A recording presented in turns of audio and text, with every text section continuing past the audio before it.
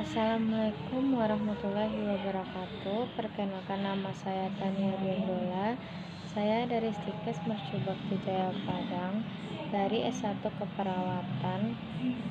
NIM saya 1912111602. Baiklah, hari ini saya akan menjelaskan materi Pak Alfitri tentang rangkuman materi dasar-dasar konseling bagi pasien HIV atau AIDS atau VCT dan penyalahgunaan nafsa. Seks pranikah. Yang pertama HIV atau AIDS, yang kedua kawin muda, yang ketiga kehamilan yang tidak diinginkan, yang keempat aborsi, yang kelima infeksi menular seksual atau IMS. Penyalahgunaan narkotika di kalangan remaja makin meningkat sebesar 24 hingga 28% remaja yang menggunakan narkotika. LGBT adalah akronim dari lesbian, biseksual, dan transgender. Istilah ini digunakan semenjak tahun 1990-an. Faktor-faktor risiko terinfeksinya HIV yaitu terbagi beberapa faktor. Yang pertama, laki-laki dan wanita, pekerja seks atau PSK. Yang kedua, pemakai narkoba suntik atau ADP. Yang ketiga, MSM dan transgender LGBT. Yang keempat, orang yang melakukan seks tidak aman pelanggan. Yang kelima, orang yang mempunyai MS atau STI. Yang keenam, mendapatkan transfusi darah. Yang ketujuh, injeksi atau tato yang tidak steril prenatal transmisi.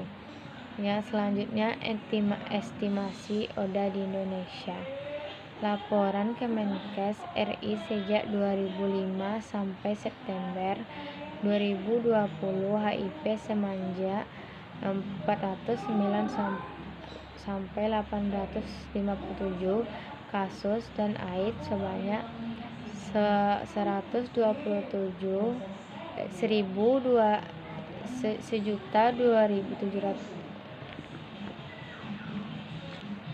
dengan 5 provinsi tertinggi yaitu DKI Jakarta, Jawa Timur, Jawa Barat, Papua, dan Jawa Tengah.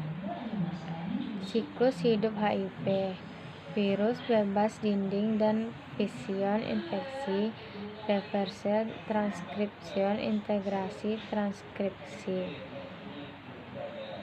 Assembly budding virus imatur keluar dari sel transrefleksi dan naturasi cairan tubuh yang terinfeksi virus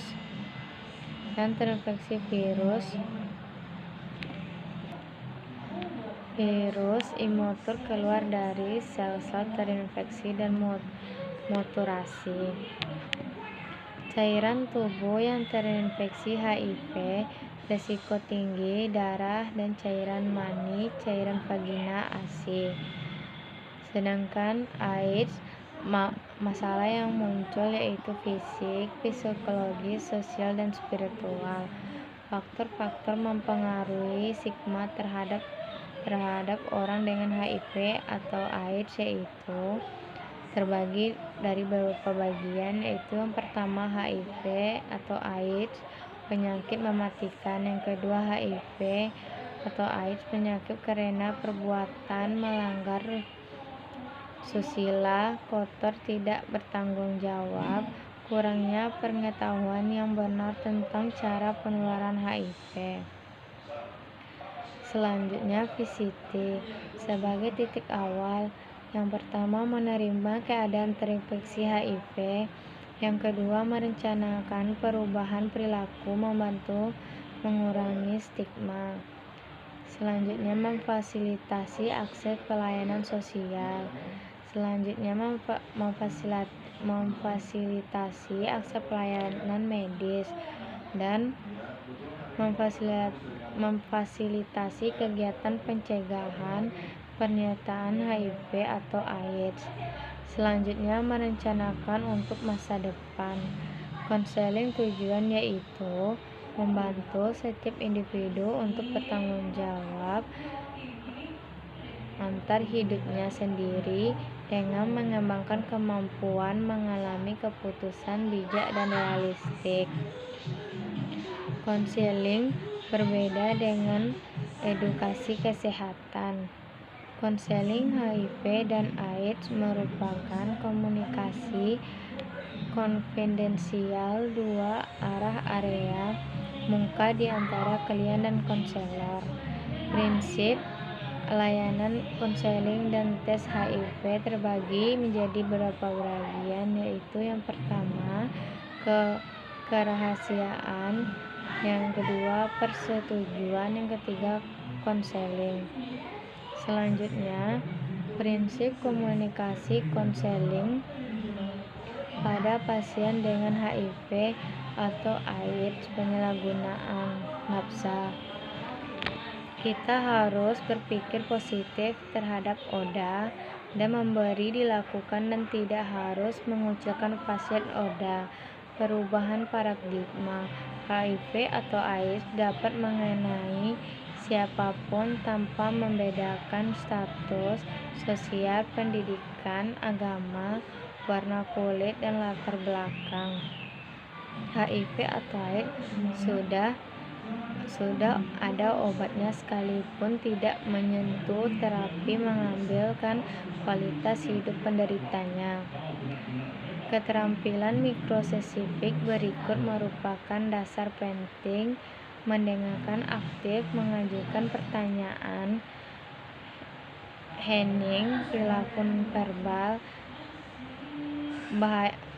bahasa tubuh ada berapa bagian, gestur, ekspresi wajah, postur, orientasi tubuh, kontak mata, dan paralinguistik.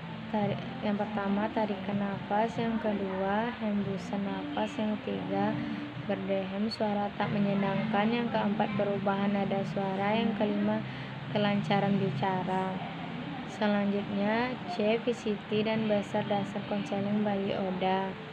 Tujuan: membantu niat klien atau pasien, mengembangkan pemahaman, membantu klien atau pasien menetapkan tujuan, mempersiapkan klien atau pasien untuk melalui pengobatan, membantu klien atau pasien mengembangkan perilaku, membantu pasien atau mengembangkan perilaku, memberi dukungan berkelanjutan bagi pasien. Apa itu konseling? Sebuah proses membantu seseorang dalam pembelajaran menyelesaikan masalah emosional, interpersonal, memutuskan suatu hal tertentu. Tujuan konseling: membantu setiap individu untuk bertanggung jawab atas hidup sendiri dengan mengembangkan kemampuan mengambil keputusan bijak, realistik, mengubah perilaku sendiri agar konsekuensi sesuai yang dikehendaki. Menyediakan informasi faktual. Perbedaan konseling dan edukasi yaitu konseling itu konfidensial, kalau edukasi kesehatan tidak konfidensial. Konseling HIV dan AIDS merupakan komunikasi konfidensial dua arah secara tatap muka di antara klien dan konselor. Prinsip pelayanan konseling dan tes HIV: sukarela, saling mempercayai, harus bersifat profesional. 2. Pendekatan layanan konseling dan tes HIV. Baiklah, hanya itu yang bisa saya jelaskan. Jika ada salah dan janggal mohon dimaafkan. Saya tutup, wabillahi taufiq wal hidayah. Wassalamualaikum warahmatullahi wabarakatuh.